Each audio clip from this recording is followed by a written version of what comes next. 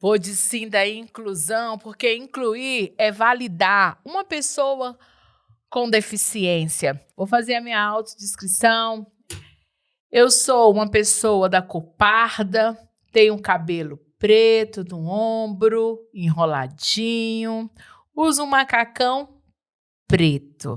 Eu me chamo Eliane Nuvem, do Instituto Você Nunca Andará Sozinho. E a realização é a do Instituto Você Nunca Andará Sozinho, da Secretaria Nacional do Direito da Pessoa com Deficiência, do Ministério dos Direitos Humanos do Governo Federal. E hoje o nosso programa tá maravilhoso. Não saia, você que está ouvindo na rádio e você que está assistindo no YouTube, acompanhe. E o tema de hoje é bem legal, mas é bem legal mesmo. É o acesso do atendimento especializado da pessoa com deficiência. E hoje, para a gente conversar um pouquinho desse tema, nós convidamos a professora e ela vai falar do currículo dela, que é bem maravilhoso. A Zileide está aqui com a gente. Olá! Olá, Eliana. Tudo bem também? Eu sou a Zileide, sou uma mulher negra, cabelos cacheados. Hoje eu estou vestindo uma roupa preta, uma calça preta com um colete preto e uma blusa azul. Eu sou orientadora educacional da Secretaria de Educação e voluntária no Instituto Você Nunca Andará Sozinho. Tenho algumas especializações, inclusive na educação especial, sou psicopedagoga, neuropsicopedagoga, também tenho especialização em arte e terapia, psicomotricidade, e mais alguns estudos nessa área de educação especial. Estão vendo aí, fique bem ligado, mas fique ligado na rádio, no YouTube, para estar acompanhando mais um programa do Pode Sim da Inclusão. Mas, Zileide, sobre esse tema, né, que é tão importante, mas tão importante, né, dos atendimentos especializados da pessoa com deficiência. Né, a gente encontra muitas barreiras, né? Mas me conta aí um pouquinho da sua experiência. Vamos conversar um pouquinho. É bem complicado, Eliana, quando a criança ela recebe um atendimento tardio, né? A fase de desenvolvimento da criança, principalmente inicialmente ali, quando ela está com uns 2, 3 anos, quando ela tem um atendimento, quando ela recebe esse atendimento, o desenvolvimento dela é bem melhor, flui bem melhor, né? Porém, não são todas as famílias que conseguem esse atendimento, né? Para que essa criança possa chegar em um diagnóstico, ou possa receber as terapias necessárias para que ela possa se desenvolver. Né? E ela não tendo esse aparato mesmo legal, né, que a lei ampara isso, né, para as crianças, muitas crianças ainda chegam na idade aí da pré-adolescência, com 9, 10, 11 anos e até adultos sem um acompanhamento, e isso prejudica muito a interação social, o desenvolvimento cognitivo, a questão da psicomotricidade, a alfabetização. Então, tudo isso é comprometido se a criança não recebe e não tem esse atendimento especializado. Então ainda falta muito acontecer na educação, né? Porque lá no Instituto Você Nunca Andará Sozinho, lá metade daquelas crianças que estão lá no Instituto não tem laudo. Né? Mas nós sabemos que a pessoa tem uma deficiência. E aí fica, às vezes, difícil também como conduzir essas crianças. Porque quando você tem um laudo, existe um norte para aquela criança. Não é verdade? E nas primeiras séries ali, Zileide, os professores já têm as dificuldades, não é isso? Dessa criança que tem dificuldade? Sim, a criança que tem algum tipo de deficiência, ela apresenta logo nos primeiros anos de escolaridade, né? Entrou na escola, já é visível, né, a dificuldade, os desafios que ela apresenta. E aí entra essa questão, o encaminhamento que os pais, né, recebem da própria escola, porque primeiramente levanta-se uma hipótese, tem toda uma equipe na escola para poder atender essa criança. chamar as famílias e encaminhar essas famílias para que elas possam receber esses atendimentos. Mas, infelizmente, o número de crianças é maior, a demanda é maior do que os profissionais para atender. E aí, dentro dessa demanda que nós temos nas escolas, principalmente, que nós recorremos e contamos com o apoio de instituições como o Instituto Você Nunca Andará Sozinho, que é para nós o nosso, digamos assim, um norte. É uma porta que se abre para que a gente possa encaminhar essas crianças com essas famílias muitas vezes carentes, em situação de vulnerabilidade social, e aí a gente tem que achar esse meio termo, né, digamos assim. E as instituições que abrem as portas, como o Instituto Você Nunca Andará Sozinho, é que nos dá esse socorro, digamos assim, onde as crianças conseguem os atendimentos, conseguem as terapias, com psicólogos, com fono, com terapeutas ocupacionais, e se torna visível a melhora dessas crianças na escola, na questão da interação, do desenvolvimento, né, em todas as áreas de desenvolvimento, dentro das limitações que elas têm. A gente vê um desenvolvimento bem melhor quando elas têm o atendimento especializado. Pois é, Zileide. E lembrando que todos os profissionais do Instituto Você Nunca Andará Sozinho são voluntários desse instituto por enquanto. Mas, Zileide, vamos falar ali um pouquinho. E quando vocês fazem aquele relatório para a família, e vocês esperam mesmo qual é a devolutiva? Porque muitos não alcançam, né, as terapias diárias.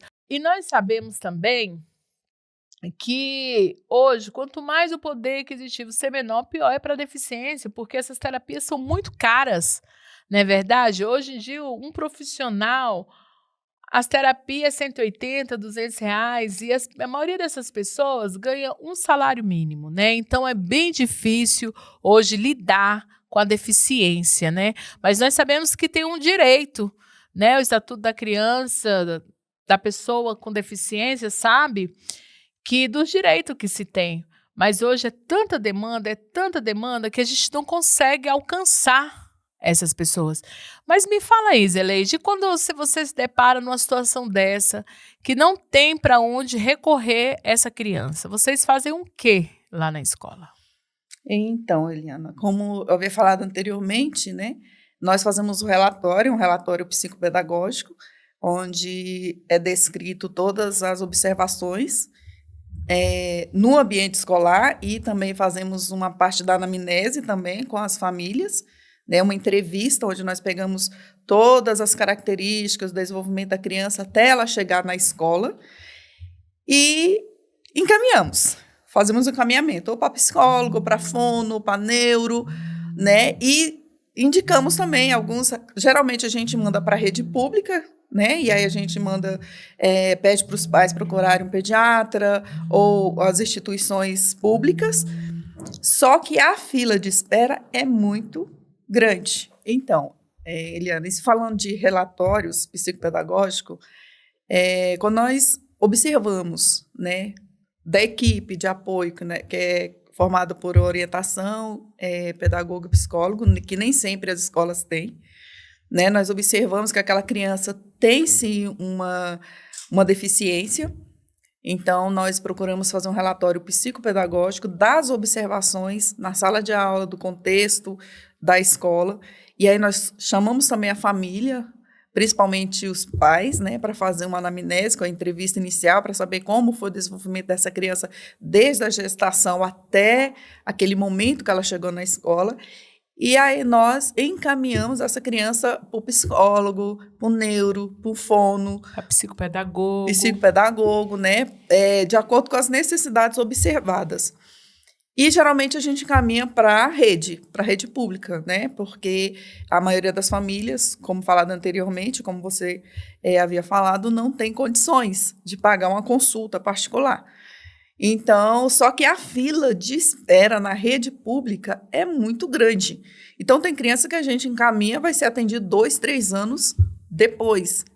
E aí que se consegue laudar essa criança, ou não, né? Porque até então a gente manda com hipótese diagnóstica, a gente não manda com diagnóstico fechado, até porque nós não temos essa, digamos, essa capacitação para diagnosticar. Então, essa criança é encaminhada e a gente fica aguardando o retorno da família.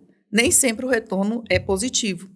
Só que nesse meio termo aí, essa criança não está tendo a garantia dos direitos que ela precisa, que é, digamos, na escola, uma turma reduzida, um monitor, né, todas essas assistências, né, que é necessário, e a gente fica no aguardo. Quando a gente vê que a situação não vai para frente, aí a gente procura realmente o terceiro setor, né, para que essas crianças possam receber esses atendimentos, mesmo antes de sair um diagnóstico. Para quê? Para que ela se desenvolva melhor, para que os professores possam lidar com ela, se instrumentalizar de métodos, né, para que essa criança possa desenvolver melhor. Mas até chegar esse laudo, a criança, então quer dizer que as atividades são adaptadas, é isso? Para a criança, ou segue o fluxo até chegar ao laudo? Não, houve observação, houve uma hipótese na escola, né? Porque nós temos vários anos, né, de trabalho observando essas crianças, então, assim, a gente já observa a criança e a gente já levanta uma hipótese do que a criança tem, qual a deficiência que essa criança apresenta. E daí, os professores encaminham essas crianças para a equipe e a equipe dá esse apoio para as crianças até que se chegue no diagnóstico, né? Então, assim, a criança ela não vai ter uma turma, digamos, reduzida. Não, né? Vai ter. Ela pode estar ali com uma turma de 20, 25, 30 crianças numa sala. E muitas vezes essa criança é prejudicada, sim. Eu não vou dizer que não é, porque é. Porque se ela não tem um laudo, ela não tem os direitos garantidos, ela não tem essa questão que você falou da adaptação dos conteúdos curriculares.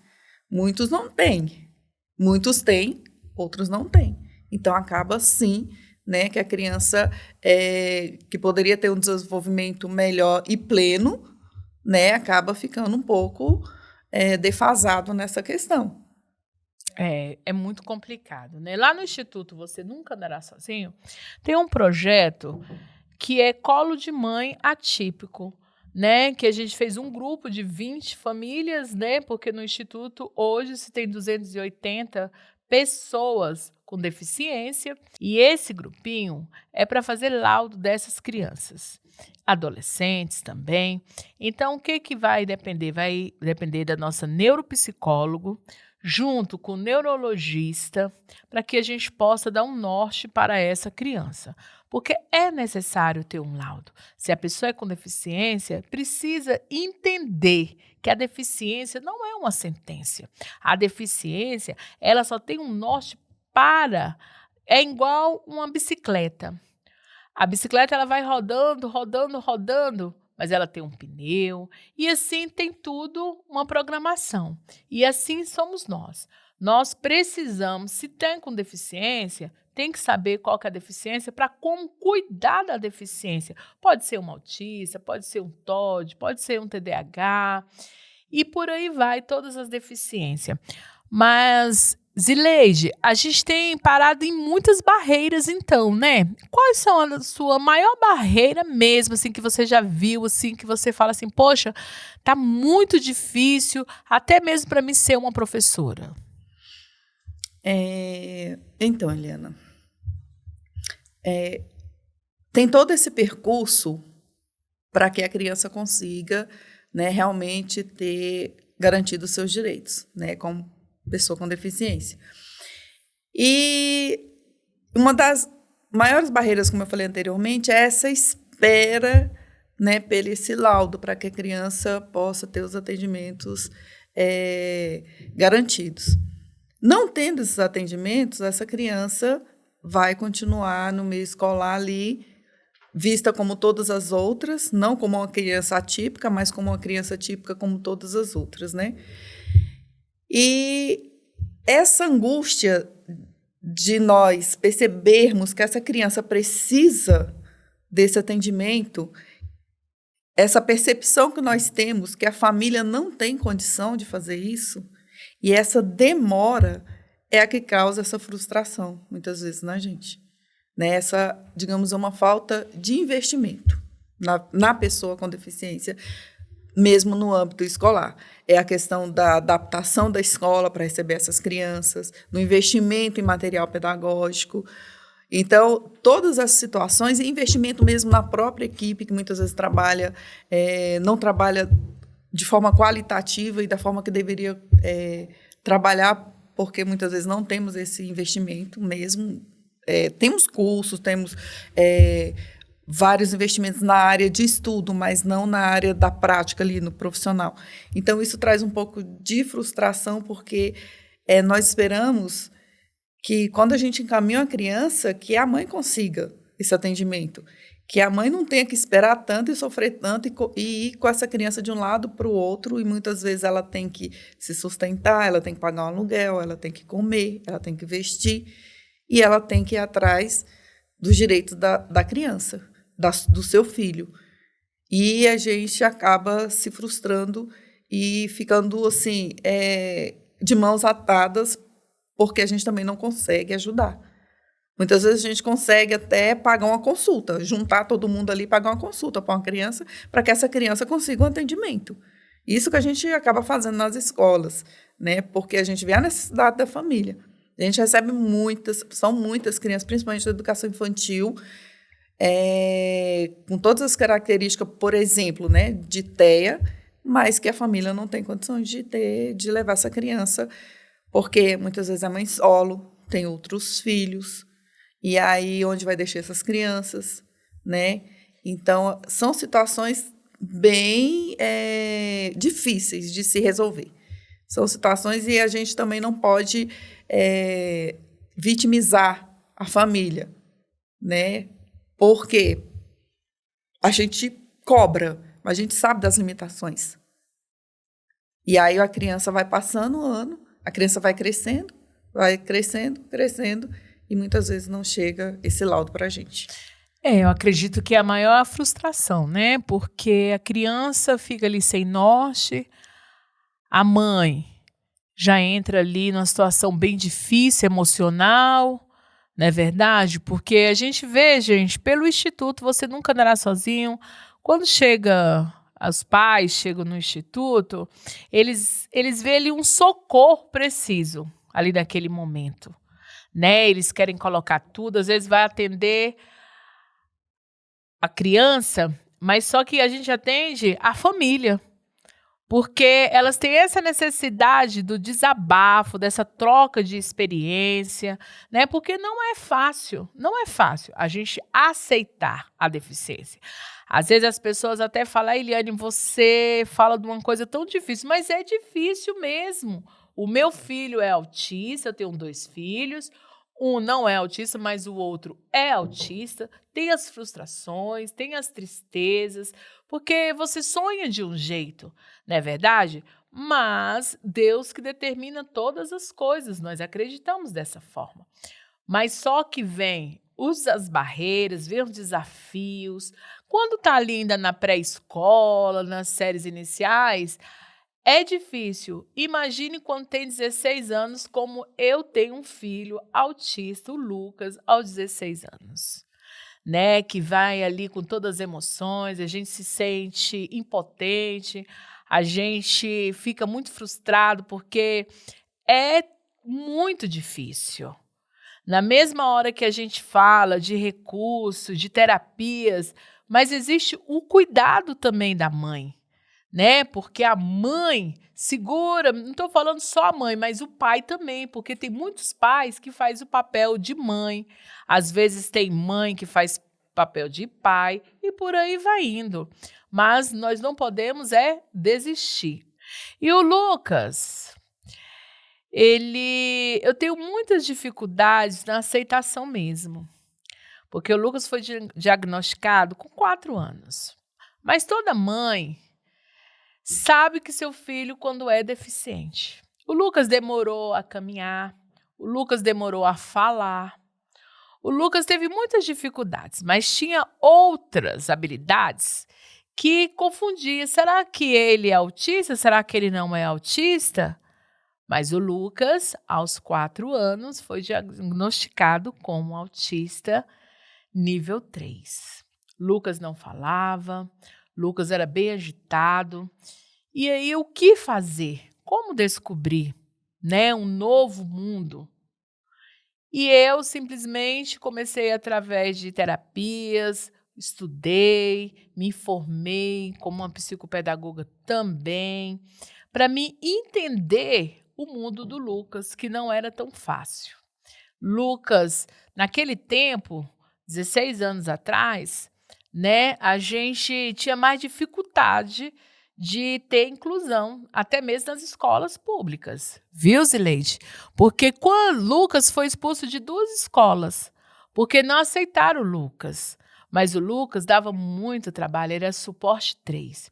Mas realmente eu acredito que naquela época, hoje eu, com todo o conhecimento que eu tenho, realmente eu colocaria Lucas naquela época lá na escola especial.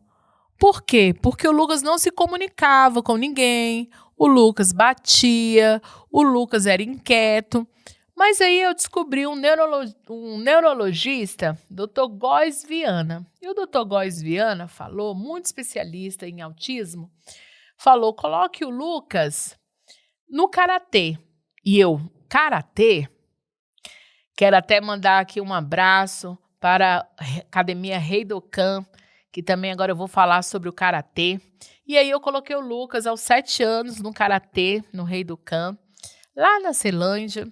E Lucas foi aprendendo o comando, porque nós sabemos que a pessoa com deficiência, ela também aprende. Ela também tem um voo. Às vezes o voo não é tão rápido como o outro que não tem deficiência, mas ele também voa, ele também aprende. Então a deficiência, ela não pode te limitar, porque nós lutamos por superação. Todos os dias é uma conquista. Zileide, e falando assim do autismo, do TOD, como que é assim, nas primeiras séries iniciais, como é diagnosticado isso nas escolas? Quando a criança chega, né, assim, nos primeiros dias de aula, ela já demonstra um comportamento diferenciado.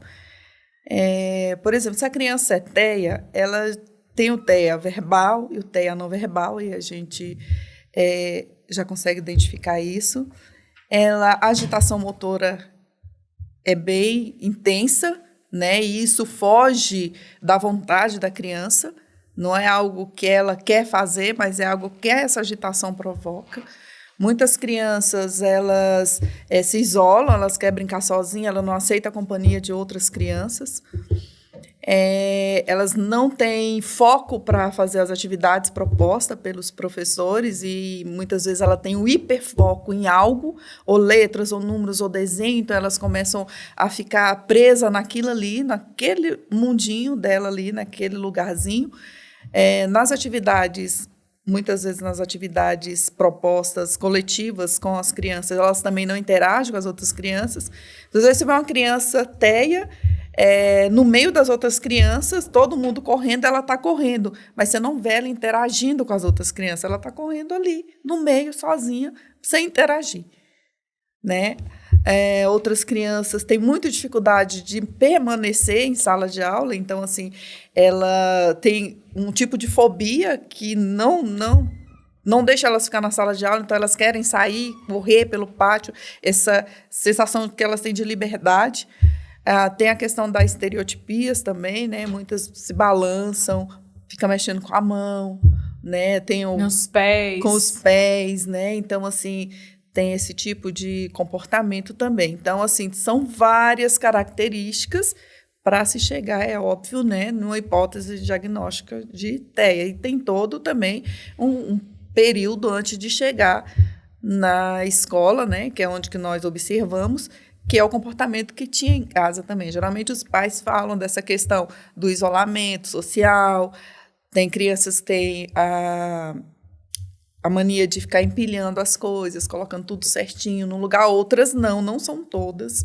Criança que anda na ponta do pé, né? Então, tem várias características. A criança que é não verbal, criança que não tem uma comunicação interativa, você fala uma coisa e ela responde coisa totalmente aleatória. Porque cada autista é um autista, cada deficiente é um deficiente. Exatamente. E tem a questão da ecolalia também, que ela repete frases que ela ouve durante o dia, então muitas vezes ela está falando coisas que ela escutou no dia anterior, né? Ou falando de um desenho, repetindo frases de desenho, de filme. Então, assim, a criança TEA, cada criança, é por isso que fala que é o espectro, né? Porque cada criança é de um jeito. Então, o TEA, que é o transtorno de espectro autista, ele tem 3 níveis também, né? Que é 1, 2 e 3, e aí é nível de suporte também, que a criança, o suporte 1 é aquela criança que ela precisa de menos apoio, ela consegue se desenvolver com menos apoio, né? E muitas vezes tem altas habilidades, né? Para uma área específica. O nível 2 de suporte também precisa de um suporte mais, digamos, mais próximo, de uma intervenção mais próxima. E tem o nível 3, como você falou anteriormente, que era a questão do Lucas, né? Que já precisa de um suporte maior. Muitas vezes essas crianças de nível 3, elas são não verbais, elas têm muita dificuldade de ficar em sala de aula, e aí essas crianças são colocadas, digamos assim, criada uma classe especial, onde ela fica mais uma criança, né, nas escolas. E aí tem um professor para cada 2 crianças. E as outras crianças, elas são incluídas em salas de aula, integração inversa, que até tem um número X de criança, ou classe comum inclusiva também, que depende do nível de suporte da criança TEA. É verdade, mas com o andar assim do longo da minha vida, eu tenho observado que a pessoa que tem o aspecto autista, nível 1, precisa muito de psicólogo. Precisa muito de psicólogo, porque eles não gostam de interagir, eles não gostam de muito de diálogo. E como isso vai enchendo a pessoa. Nós somos igual uma garrafa, todo dia pinga alguns sentimentos, não é verdade? Pinga agonia, pinga amor, pinga tristeza, frustração.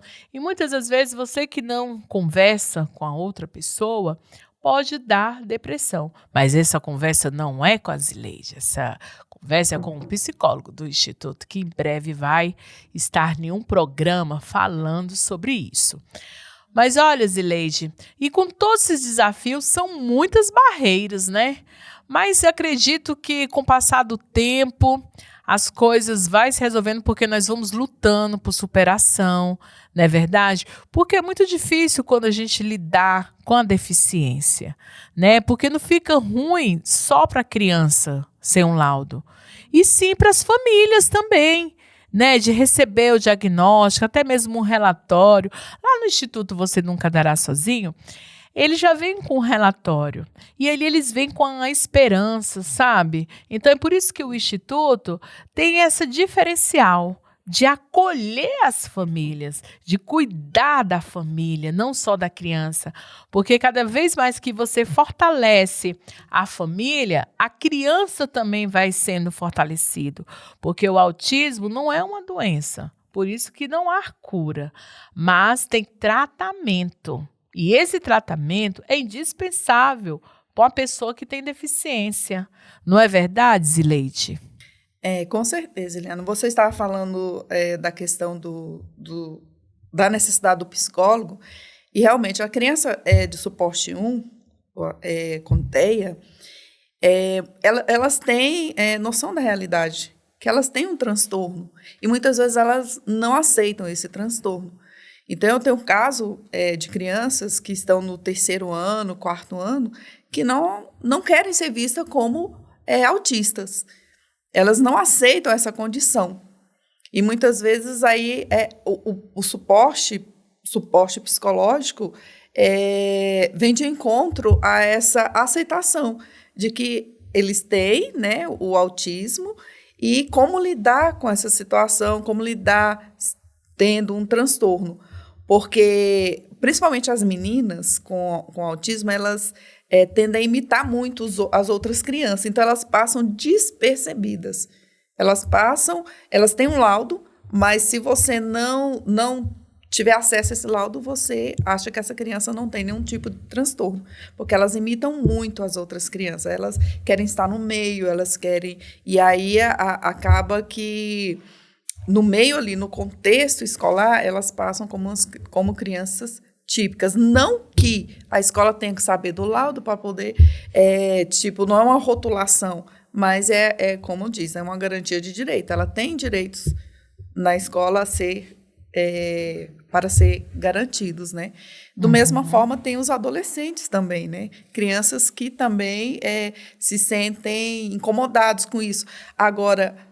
Pior do que isso é a criança que chega na adolescência, chega numa fase dos anos finais, né? Que tem realmente uma hipótese diagnóstica, mas não foi diagnosticada. Aí essa criança sofre muitas vezes bullying dos outros colegas, porque não consegue avançar de série, né? Porque o desenvolvimento fica prejudicado. Aí essas crianças acabam sofrendo bullying, a autoestima é muito baixa. E o apoio que a gente dá para essas crianças na escola tem que ser mais especializado, tem que ser um psicólogo realmente, um terapeuta para poder tratar dessas questões, né? E essas crianças a gente acaba também encaminhando para institutos, para instituição, né? Já encaminhei bastante crianças para o Instituto Você Nunca Andará Sozinho, justamente por causa dessa situação, para ter esse atendimento psicológico, para ter esse acompanhamento, né, para que eles não entrem realmente na questão da depressão, da baixa autoestima, de não querer ir para a escola, de não querer estar naquele ambiente que para eles ali não está sendo favorável no momento, né? Então, assim, realmente é uma necessidade.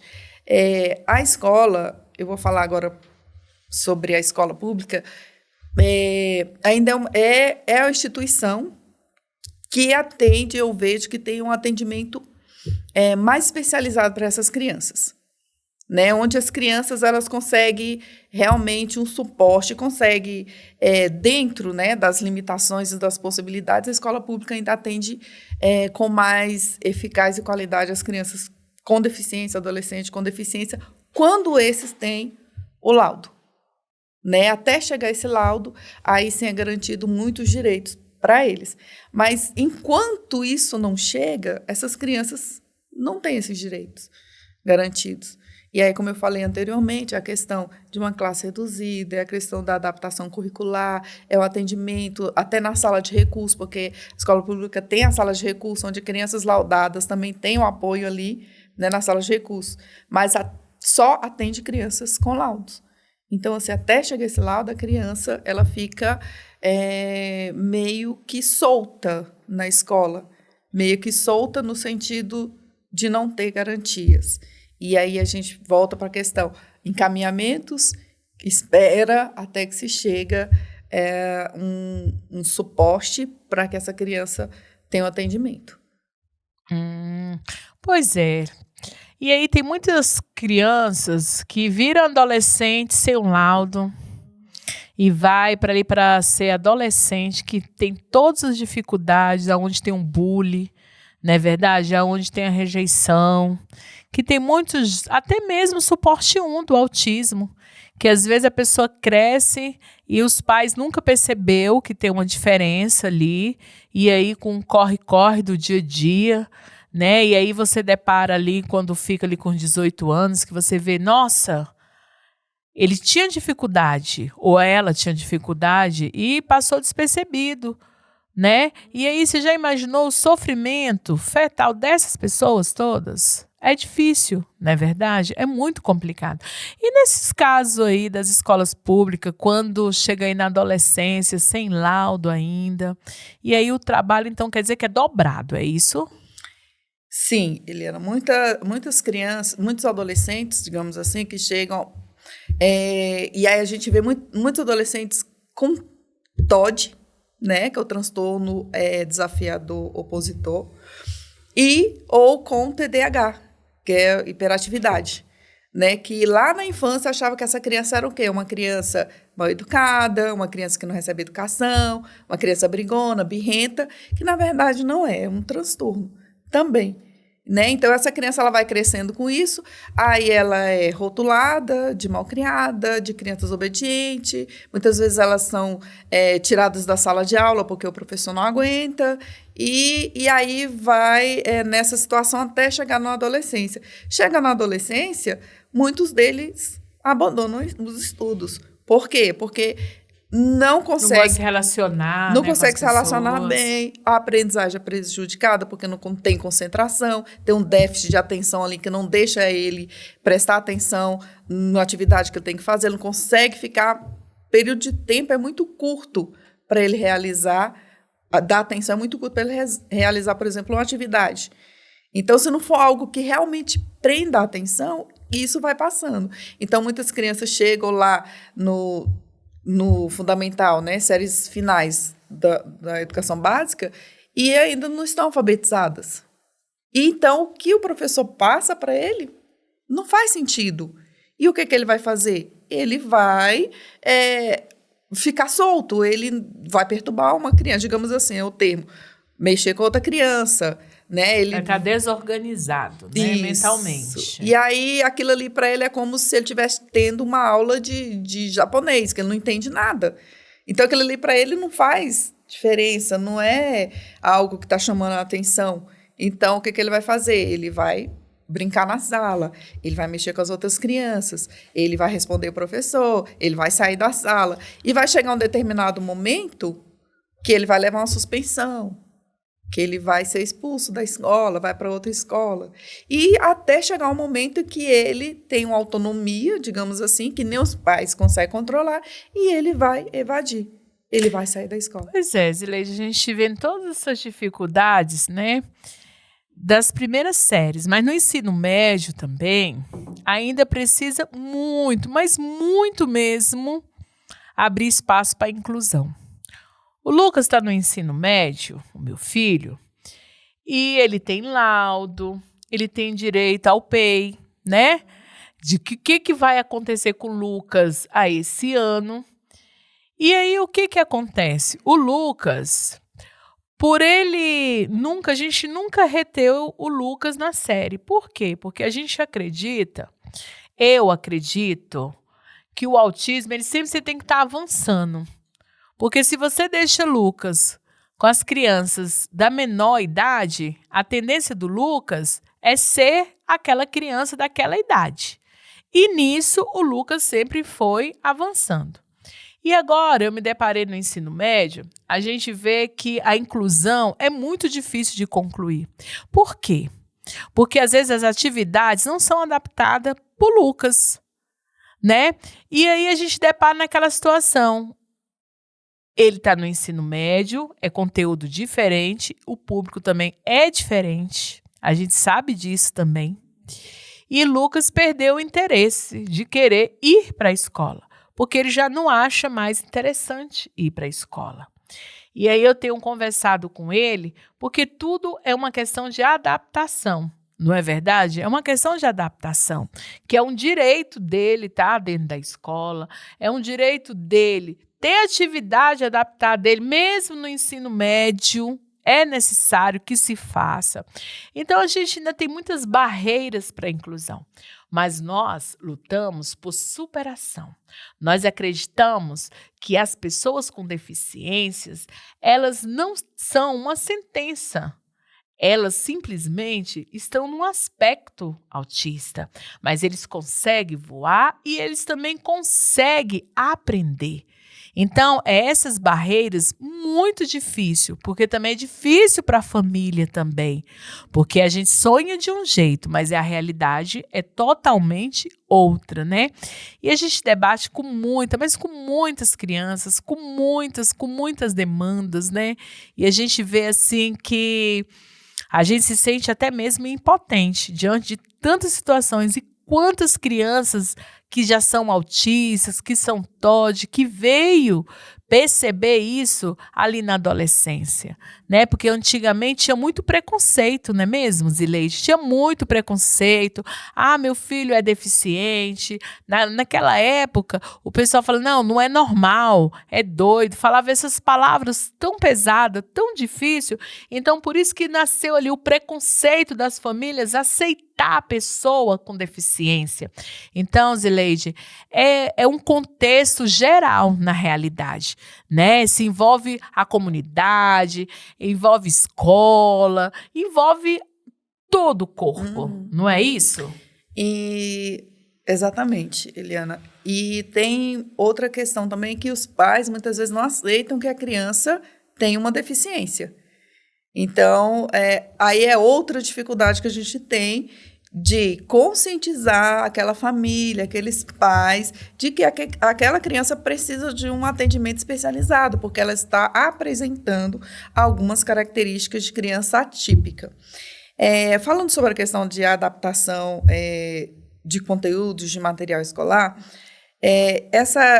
na realidade, essa adaptação ela não pode ser feita ou pensada de forma que a criança que está, o adolescente, a criança e adolescente, faça uma atividade diferente das outras crianças que estão ali na sala. Isso não é incluir. A criança ela tem que fazer a atividade igual às outras crianças que estão fazendo, mas que ela tenha um tempo maior, ela tenha um suporte para fazer aquilo ali, ela tenha um atendimento mais individualizado para que ela possa desenvolver naquilo ali. Não é cobrado o mesmo tempo de conclusão, não é cobrado que ela responda, por exemplo, uma atividade com 10 questões. Não é cobrado que essa criança responda as 10 questões como as outras, mas que ela responda alguma coisa. Alguma coisa. Então, isso é adaptação curricular. Quando você faz uma atividade diferenciada para aquela criança, ela percebe que ela está fazendo algo diferente dos outros. E muitas vezes elas não aceitam essa atividade. Elas recusam, porque elas já se sente diferente. Aí começa ela a se sentir realmente diferente das outras. Por que eu vou fazer uma atividade que não é igual a dos meus colegas? Isso acontece muito na escola. Então, a adaptação ela tem que ser pensada também na questão psicológica da criança, como ela se sente, como que ela vai fazer. E aí vem os suportes individualizados para que essa criança não se sinta excluída. E tem uma frase que é muito citada que fala assim, que inclusão é chamar para a festa, incluir é tirar para dançar. Então, não é o fato da criança ou do adolescente estar no meio, ali, numa sala de aula, estar na escola, que ela está sendo incluída. Porque incluir é quando você chama ela para brincar, é quando você dá uma oportunidade para ela fazer alguma coisa ali no meio, que ela está fazendo as atividades junto com todo mundo, né? Ela está participando ativamente, não só está ali no meio, incluído numa sala de aula. É verdade. Eu costumo dizer que o autismo é uma onda, né? Uma onda alta, uma onda baixa, porque quando os pais têm aquela aceitação da pessoa com deficiência, já levou um certo tempo. E depois, com o passar do tempo, nós sabemos que tem muitas crianças que regridem. E aí é uma outra aceitação, né? São dois momentos bem delicados da pessoa com deficiência. Então, é por isso que eu falo, nós temos que lutar sempre, mas sempre mesmo por inclusão.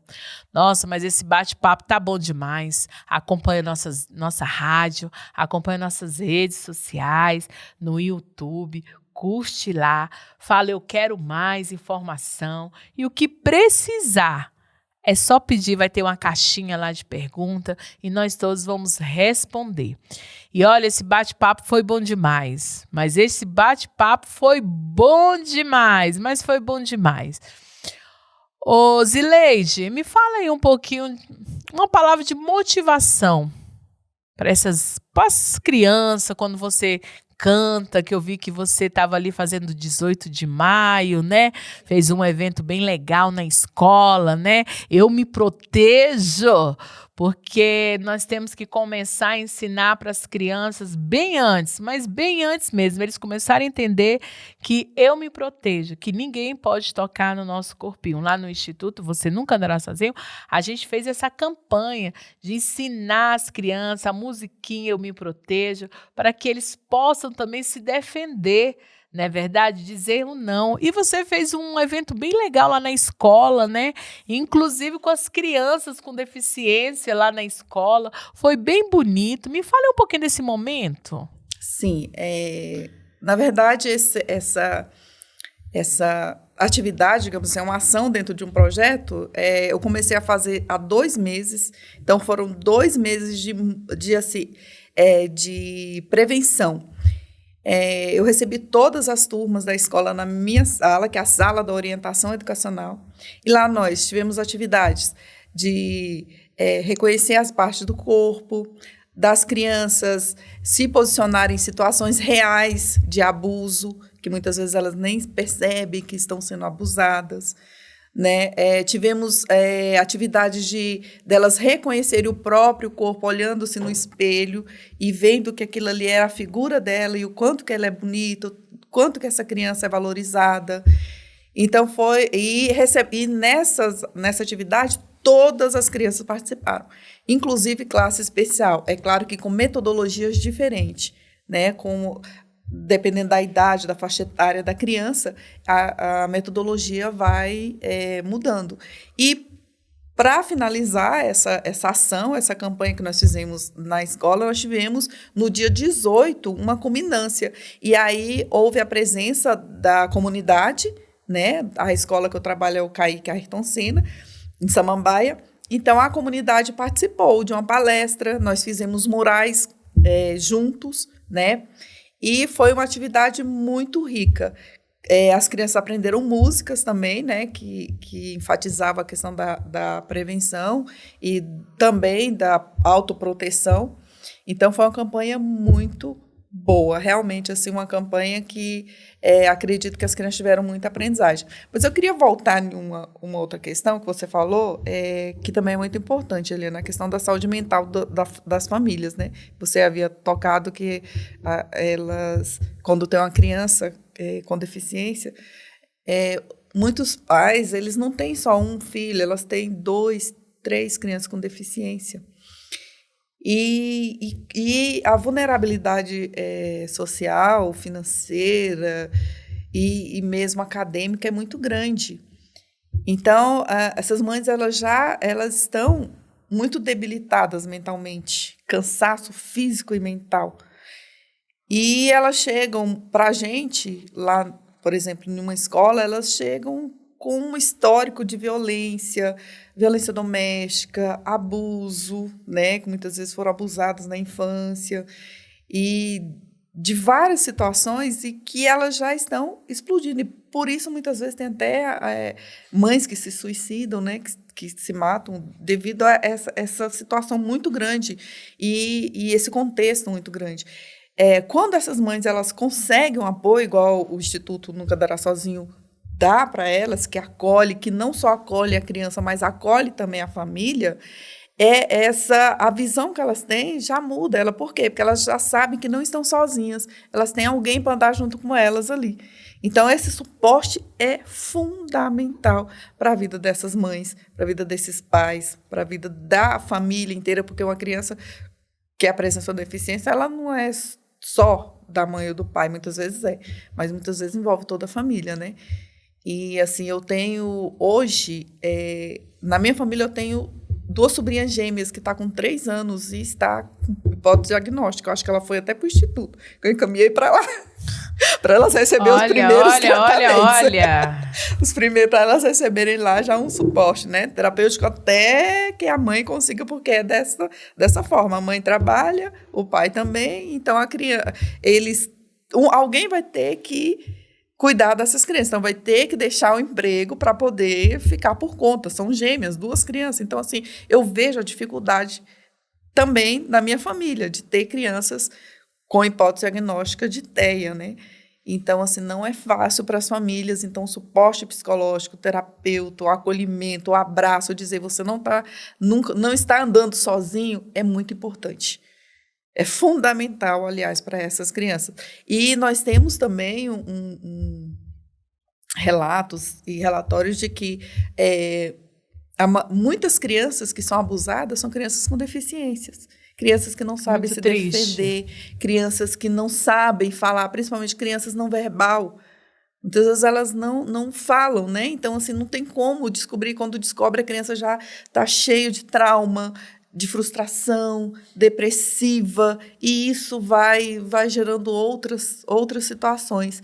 Então, assim, é muito importante que nós, tanto família, escola, instituições, trabalhem com esse tema, sobre a prevenção ao abuso sexual de criança e adolescente, porque o número é enorme. A cada 1 hora, 3 crianças são abusadas. É muito triste a realidade, né? Eita, mas esse bate-papo foi bom demais. E eu contei com a sua audiência. Olha, você que está nos ouvindo, está assistindo no YouTube, continue com a gente, porque vai vir mais programa bem legal para você. Porque incluir é validar uma pessoa com deficiência. Zileide, muito obrigado, viu, pela sua participação no Pode Sim da Inclusão, porque falar da pessoa com deficiência, temos que falar junto e não sozinho. Verdade. E eu agradeço pelo convite, Eliana, de estar aqui hoje falando sobre um assunto que eu amo falar, né? Porque eu gosto disso, eu gosto de trabalhar, eu gosto de criar, eu gosto de planejar as ações que eu faço, principalmente com crianças especiais, e dizer, né, para as pessoas que estão nos ouvindo e nos vendo, né, que a inclusão ela começa aqui, ó, no coração, né? Tem a família, tem a sociedade, mas quando você vê uma criança especial, não julgue, não rotule, né? Pense nela como se fosse sua, né? Pense nela assim, ó, de coração, porque isso também é inclusão. É isso aí, mais um final de programa do Pode Sim da Inclusão. Venha com a gente.